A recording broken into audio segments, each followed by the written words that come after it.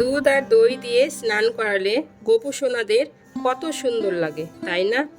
দেখো তো বন্ধুরা, গোপু সোনাদের দেখে মনে হচ্ছে কত খুশি, যেন ওদের দেখে মনে হচ্ছে ওরা হাসছে। কাল একাদশীর জন্য দুধ দই দিয়ে স্নান করিয়েছিলাম গোপু সোনাদের। প্রতিদিন তো দুধ দই বাড়িতে থাকে না, কোনো বিশেষ দিনে স্নান করাবো বলে দুধ দই বাজার থেকে নিয়ে আসি। জানো বন্ধুরা, আমার 3টে গোপু সোনাদের মধ্যে ছোট গোপুটা খুবই চনমনে আর বড় গোপুটা বেশি আদুরে। কারণ কোনো রকম সেবা দিতে অনিয়ম হলে বা কোনো রকম ত্রুটি হলে বড় গোপু সোনা বড়ই অভিমানী হয়ে যায়।